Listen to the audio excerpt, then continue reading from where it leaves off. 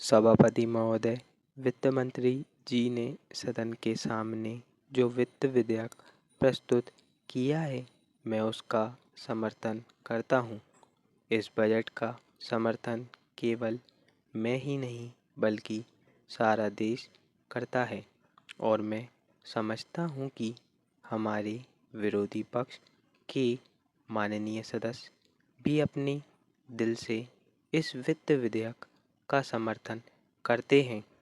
पहली बार इस सदन में इस प्रकार का बजट प्रस्तुत किया गया है। हमारे राष्ट्र के प्रधानमंत्री और देश के नौजवान नेता ने हमें नारा दिया है कि हम आने वाले समय में अगली पंचवर्षीय योजना में उत्पादन और रोजगार को अधिक महत्व दें। इसी सिद्धांत को लेकर माननीय वित्त मंत्री जी ने उत्पादन को बढ़ाने के साथ साथ हमारे देश से बेरोजगारी को समाप्त करने के लिए साहसिक कदम उठाए हैं। मैं उनके इन प्रयत्नों को भी सराहना करता हूँ।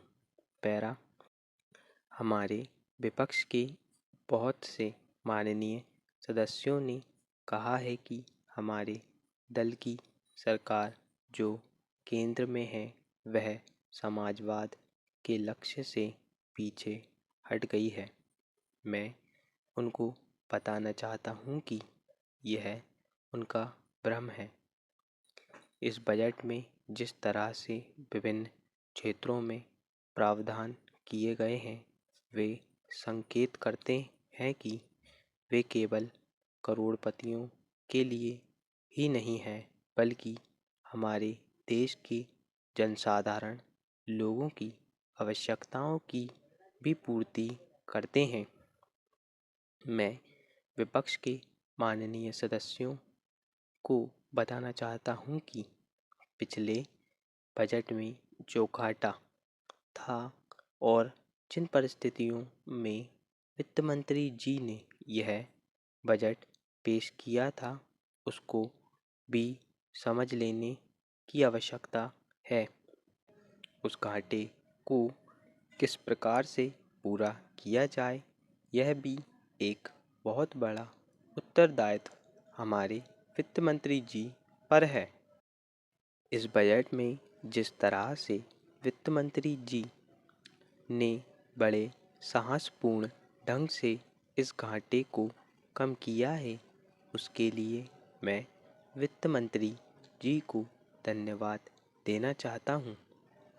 वित्त मंत्री जी ने इस बात का ऐलान किया है कि जिस तरह से हमारे देश में उत्पादन के क्षेत्र में प्रगति हो रही है उससे लगता है कि आने वाले दिनों में हमारे देश को किसी भी विदेशी बैंक से ऋण लेने की आवश्यकता नहीं पड़ेगी।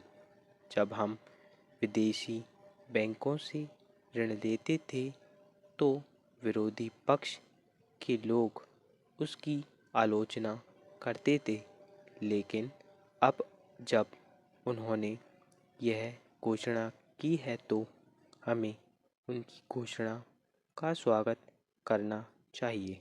स्टॉप।